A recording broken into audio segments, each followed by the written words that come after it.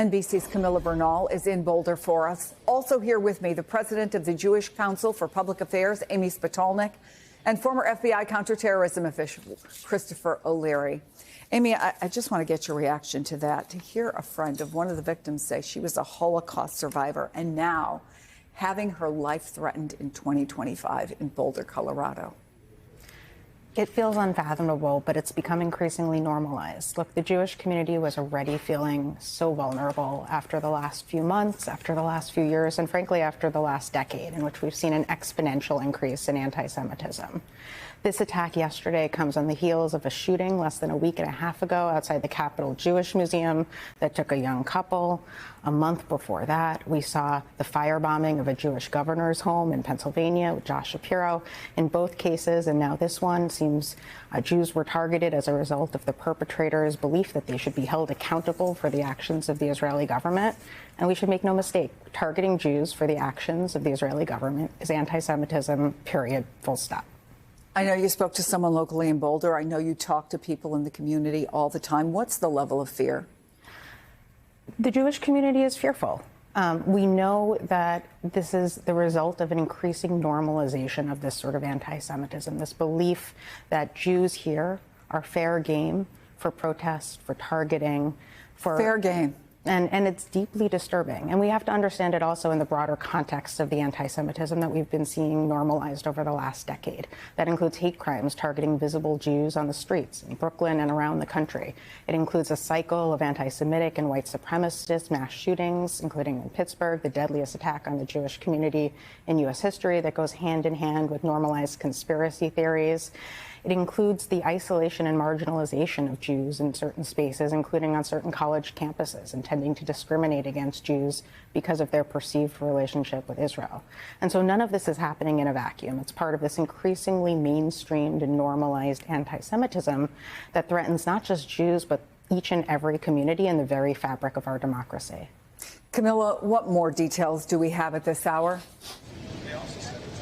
Hey, Chris. So the suspect identified as Mohammed Solomon, he was an Egyptian national, and the Department of Homeland Security saying he was in the country illegally, later clarifying that after his visa expired, he did apply for asylum, so he had not exhausted all of his avenues to be legal in this country. But he's potentially facing 2 murder charges, although the authorities here did clarify that no one died as a result of this attack. He's also potentially facing a number of other charges, including attempted murder, assault, using an explosive weapon.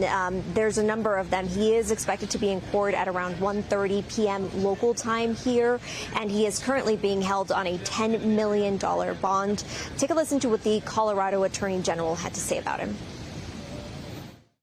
This has every single hallmark of being a hate crime. How that will get held up either in the federal or the state cases remains to be seen. There are enhanced penalties, not just for hate crimes, but for attacking older Coloradans. Most of the individuals were older. This was a peaceful march done every single week by the Jewish community, calling out the injustices of the hostages, and they were attacked because of who they are. And this all happened at around 1:30 p.m. local time yesterday. That group was gathering in the area here behind me when all of a sudden this man shows up. He is yelling "Free Palestine." He is attacking them with these makeshift flamethrowers, of course, causing chaos. People calling 911, running to help some of these victims. I saw on the videos people who were rushing in with water, trying to help some of these victims, saying this was one of the worst moments of their lives as they watched this all unfold. A lot of people, after they called 911, were able to identify this suspect. So when authorities got here, they knew exactly who it was. I spoke to an officer that told me he was the 4th one here, and they immediately knew who their suspect was. They were able to get him on the ground and arrest him very quickly, but close this area off for a long period of time yesterday. This morning, we were seeing them still in this area here behind me, pressure cleaning, because you could still see some of the burn marks on the ground. On the videos you saw, some of the fire also on the grass in this area. So again, just very chaotic for the people that were here. And we're now seeing this community and really the Jewish community coming together to support the victims of the 8. We know one is in critical condition, and officials did warn that burn injuries are very complicated and difficult because they can get worse and be life-threatening, Chris. Camilla, thank you for that. So, Chris, the FBI is one of multiple agencies working on this, right? So we're not even 24 hours in. What's happening right now in terms of the investigation? Well, the FBI is the lead in this because this is terrorism. This is terrorism is the use of violence or threat of violence to attain a political, religious, or ideological goal. This is clearly that. The FBI has the authorities to work terrorism both domestically in the United States and around the world. So the first thing they're going to be doing is checking to see information that he provided on his visa application, on his asylum application. I'm trying to find his bed down location, where he was staying in the area, seeking search warrants to conduct searches, looking at his social media footprint and his digital profile and exploiting all of that information, conducting interviews, trying to piece together how he got there, how he procured the precursors that made this device. Did anybody help him create this very unusual device? And at the same time, working with both the Egyptian intelligence partners and the Israelis, trying to find out if this individual was a known individual that we should have been looking out for. And then also looking internally, is there something that was missed? Is this somebody that the FBI or others should have known about and have been looking out for? And did we miss him because there's a pivot towards immigration and other matters? And that's been going on already, even before this administration. There's been a pivot towards other priorities and kind of de-emphasizing terrorism. And the last point I'll make is, as Amy and I were talking about before we came on, this was predictable. This type of violence was predictable coming out of the Gaza conflict.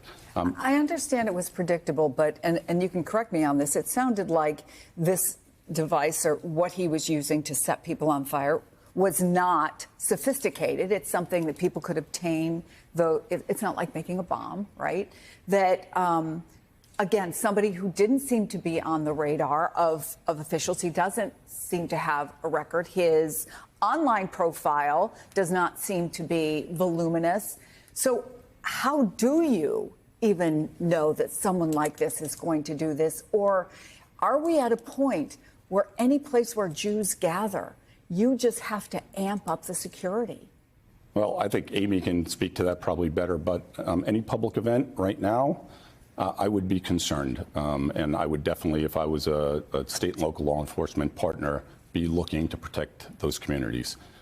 And what we were talking about is this splinter towards violence. You know, the protests on campus and other protests over the last couple of years, by some were considered ineffective. And they were either ignored or just, the conflict continues. So if you look back to Vietnam, Students for a Democratic Society protesting on Columbia to end the Vietnam War were ineffective, according to some components of that group.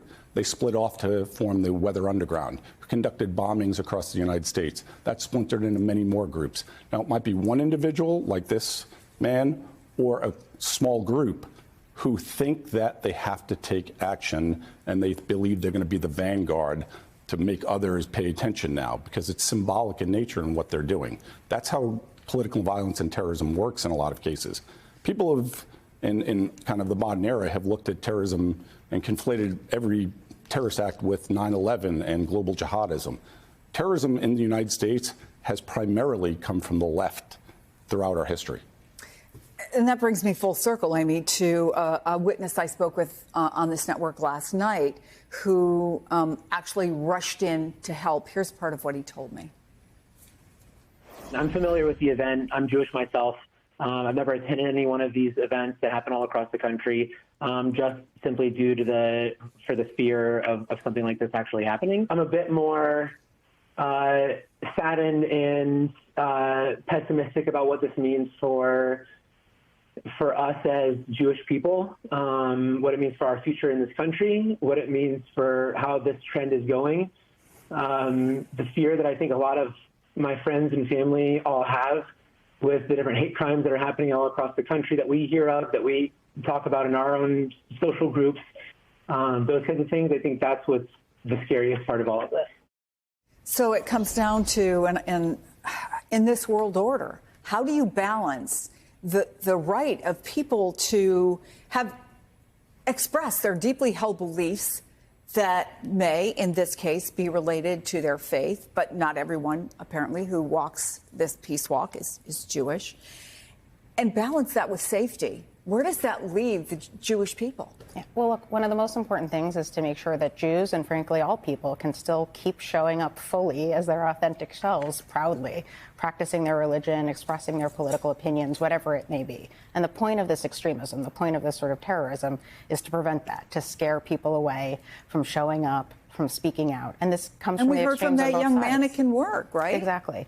So one of the most important things we can do is actually make sure we're both investing in the security that our communities need. For example, the Nonprofit Security Grant Program, which the Trump administration first slashed, it restored, but has not made an increase in despite the really significant needs. But we also need to be investing in the resiliency and the preventative measures. Instead, this administration has slashed funding for the hate crimes prevention grants that prevent extremism and hate crimes from happening in the first place. It slashed funding for the Office of Civil Rights, which is the office specifically tasked with protecting Jewish and all students on campus. We've talked a lot about previously on the normalization of sort of the hatred and conspiracy theories among political leaders. And so we need to be both building the physical security and safety that the Jewish community and all communities targeted right now require and investing in that. But we also need to be building the broader resiliency to this hate and extremism becoming so normalized in the first place. And that requires a whole of government and whole of society approach.